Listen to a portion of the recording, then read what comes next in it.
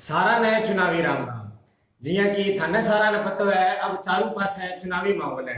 सरपंची का चुनाव जमा सिर पर है। आपने संग्रिय तहसील को चुनाव में सक्रिय मैनेजर नालो काम दिनगढ़ है। आज आपने सागे दिनगढ़ का सरपंच पद का उम्मीदवार राजेंद्र जी सारण आपने सागे।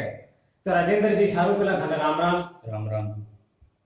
दीनगढ़ गांव सक्रिय मानी जाए, तारी बात बिल्कुल जी बहुत अच्छी लगी, क्योंकि दीनगढ़ गांव में पुराना टाइम में जब रामचंद्र जी मिनिस्टर साहब हमारे गांव के मंत्री जी रहे कैबिनेट में, तो भी टाइम में के सड़क सुड़क कोनी होती, पानी की समस्या होती, स्कूल की समस्या ही, तो बी टाइम में क्या है कि जी हाँ रामचंद्र जी मिनिस्टर बनया तो बहुत अच्छा काम करवाया। तो हमारो गांव अपने संग्रह क्षेत्र में ही नहीं, पूरा जिला का हमारा गंगानगर जिलो होया करतो बी टाइम में, जब बी टाइम में ही गंगानगर जिला का हमारा गांव मानी जन लग गयो दीनगढ़।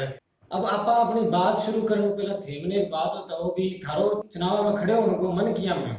चुनाव तो हर बार हुआ है जी पर गांव का माँ के विकास कम हुआ है और समय विपत तो जावे जी अब 21वीं सदी चाले तो दिन के हिसाब गांव को विकास होना चाहिए, तो संग्रिया का शहर के रूप में होना चाहिए 21वीं सदी में। हालांकि हमारा गांव है जो 17वीं सदी के हिसाब से गांव में अभी तक वैसे का वैसे पड़ा है।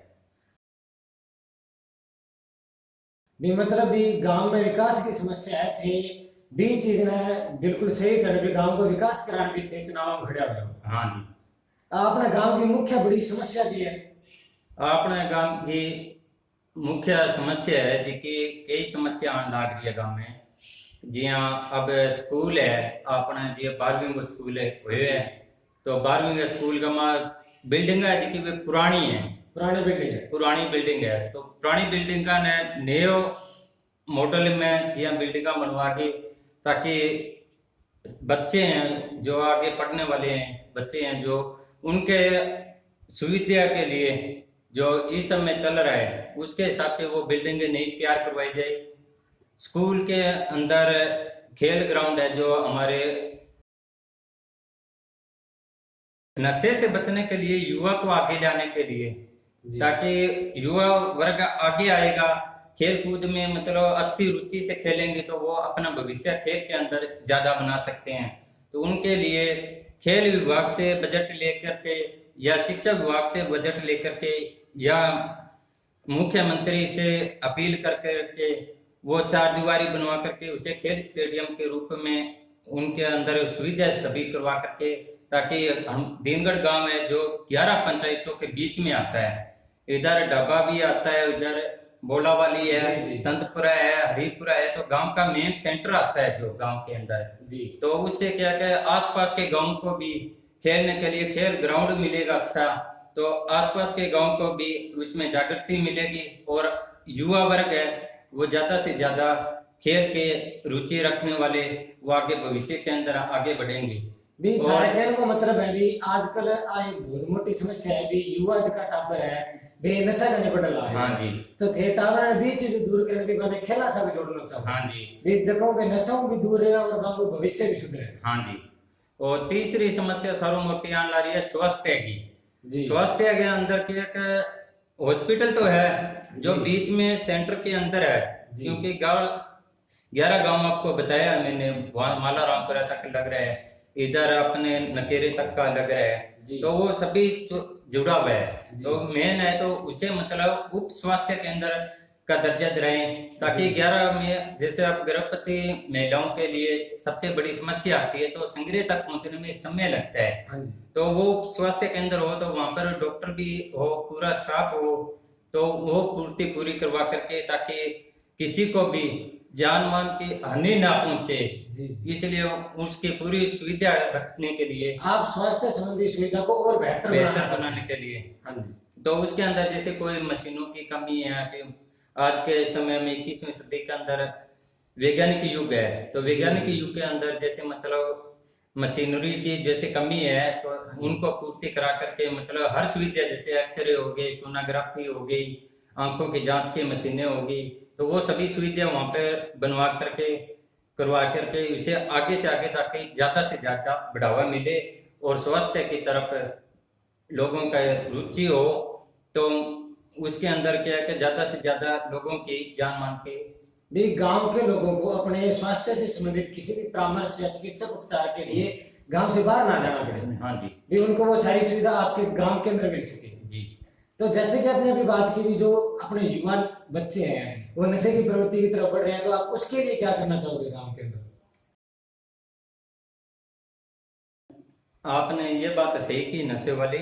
तो इसके अंदर क्या है कि गांव के अंदर जो बस स्टैंड है जी जो पहले बने हुए हैं, लेकिन उन्हें और बेहतर तरीके से बना करके, ताकि गांव को बैठने की सुविधा हो, पानी की व्यवस्था हो वहां पे। मतलब गांव के अंदर देखे तो बाहर से भी वाहन जो जाते हैं, इधर अपने अबोर की रोड है, मेन रोड है, ये इधर मलोट तक जाती है। तो मेन मतलब गांव का बीच में सेंटर में आता है गांव। तो उसके लिए बहुत सी सुविधाएं वहां पर हो, तो दूसरे भी गांव में जाए तो वो भी अपना गांव को देख करके और भी कोई गांव वाले वो उसका विकास कराए। जी तो उसके अंदर नशा का इस समय में बहुत ज्यादा चल रहा है। उसको रोकने के लिए इधर पंजाब साइड से भी लगता है बॉर्डर, तो नशे का अपराधी है जो नशे का कारोबार करते हैं, तो उनको रोकने के लिए गांव के अंदर चारों तरफ सीसीटीवी कैमरे हो, मेन मेन गलियों पे अंदर है। गांव के आप मुख्य तो सड़कों के ऊपर सीसीटीवी कैमरे करना चाहते हैं। कैमरे होंगे तो उससे क्या है कि पुलिस प्रशासन को भी अपराधी को पकड़ने में आसानी होगी जी और गांव को भी उसके अंदर सुविधा होगी, तो उससे पता लगाया जा सकता है।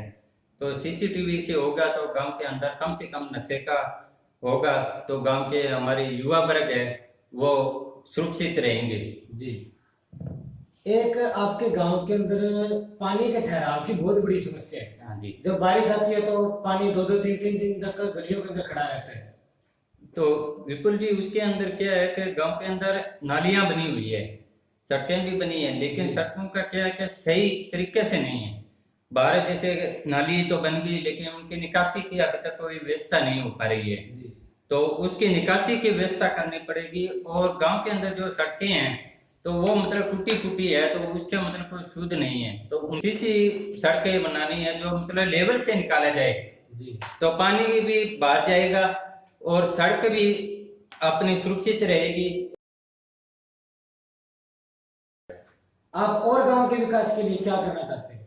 गांव के विकास के लिए जैसे अपने सोलर ऊर्जा का है, जी तो उसका भी अभी 21वीं सदी में बहुत ज्यादा चल रहा है। जी तो उसके अंदर क्या है कि गांव के अंदर जैसे खंबे लगे हुए हैं, जी तो उसमें सोलर ऊर्जा से ये अपने बल्ब है, एलईडी बल्ब है जो लगाए जा सकते हैं, जो हर घर के अंदर घर के पास में होता है खंबा। जी, तो सड़कों के उसके ऊपर जो लाइट हाँ होती तो है। उसके पर लगाए जा सकते हैं। जहाँ नहीं है जी वहाँ नए खंबे लगवा करके तो सौर ऊर्जा वाले जो लगाएंगे, तो उससे क्या है गांव के अंदर अपराधी गण आपराधिक घटनाएं कम होगी। कम होगी और गांव के अंदर विकास भी होगा। क्योंकि हमारे यहाँ प्राचीन मंदिर भी है गांव के अंदर, तो बाहर से यात्री आते हैं तो उनको भी सुविधा होगी बहुत। रात को जो दिक्कतें होती है वो दिक्कतें बहुत बड़े रूप से कम होगी। हाँ जी और आप गांव के विकास के लिए क्या करना चाहेंगे?